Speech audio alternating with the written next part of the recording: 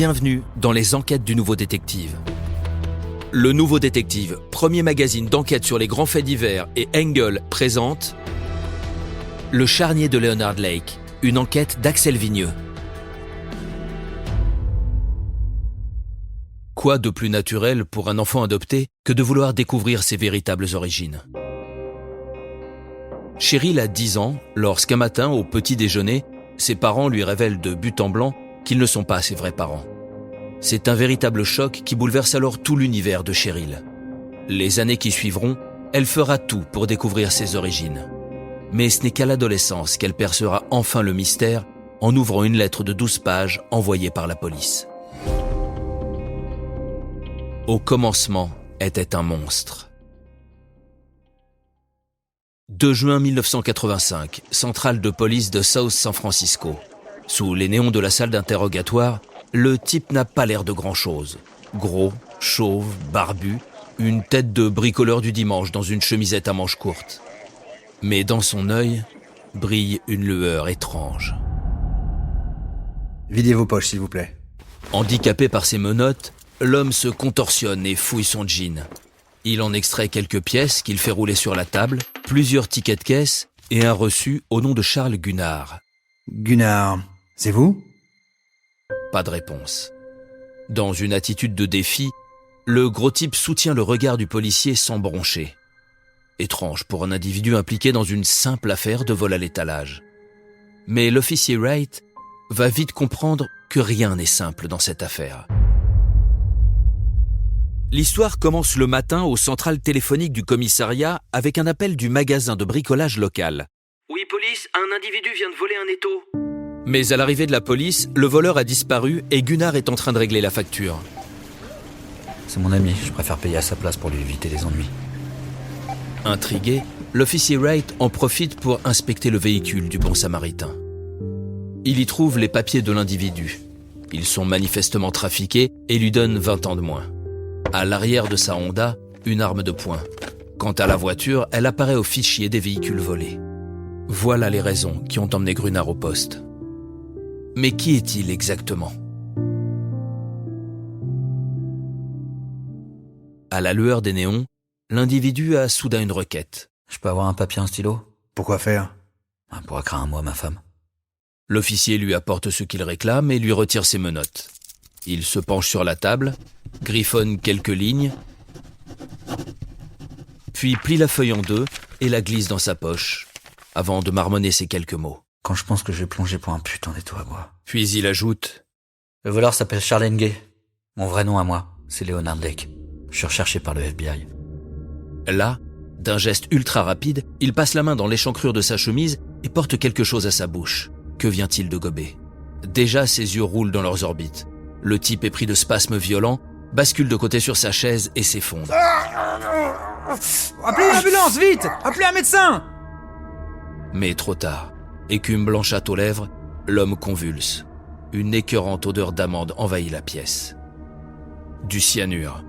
Leonard Lake vient de se suicider sous les yeux de l'officier Wright. On le perd, putain! Quelques minutes plus tard, une ambulance l'emmène sirène hurlante. À son arrivée aux urgences, l'individu n'est pas interrogeable et sera déclaré mort 4 jours plus tard. Dérouté, l'officier Wright interroge alors le fichier central. Leonard Lake, né en 1945, a servi 8 ans dans les marines avant d'en être exclu en 1982 pour vol d'armes sur une base militaire d'Hawaï. Leonard Lake est donc un vétéran en fuite. Mais pourquoi le cyanure? Pourquoi ce geste extrême? L'enquête révèle bientôt que Lake possède une cabane de campagne à quelques kilomètres de San Andreas, perdue dans la nature entre rochers brûlants et pins arides.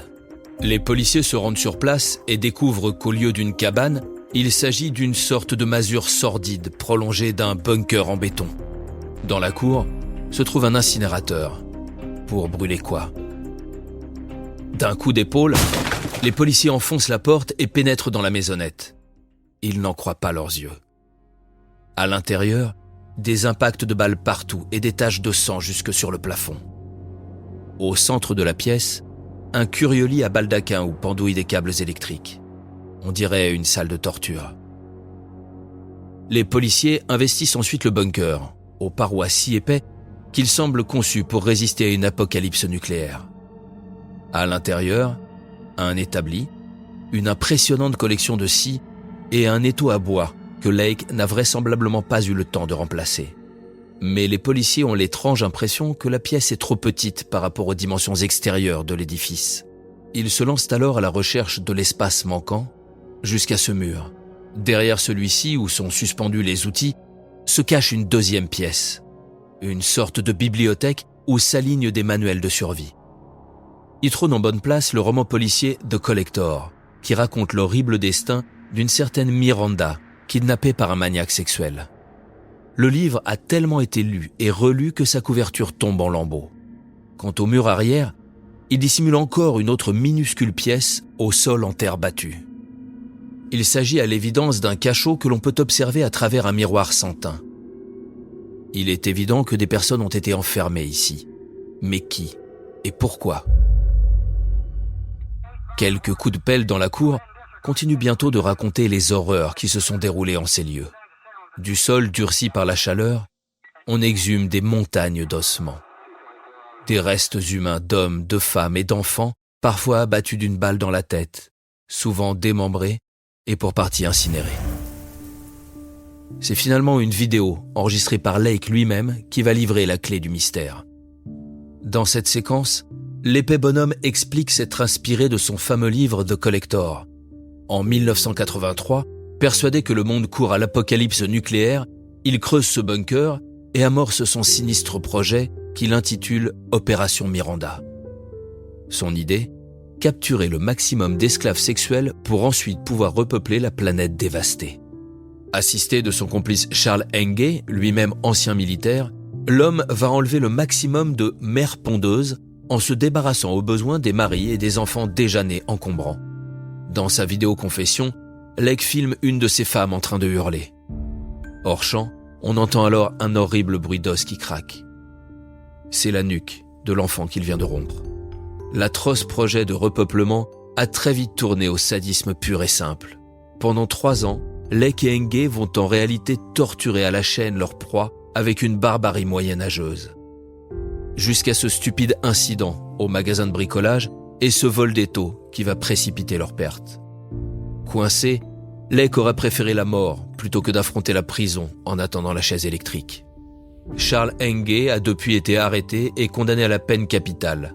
Il se trouve toujours dans le couloir de la mort. Quant à Cheryl Giant, notre petite orpheline du Michigan, elle a appris qui elle était en recevant de la police une lettre de 12 pages rédigée par sa mère, enfermée dans le lugubre cachot du bunker dont elle n'est jamais ressortie. Il y a des secrets qu'il vaut mieux ne jamais percer.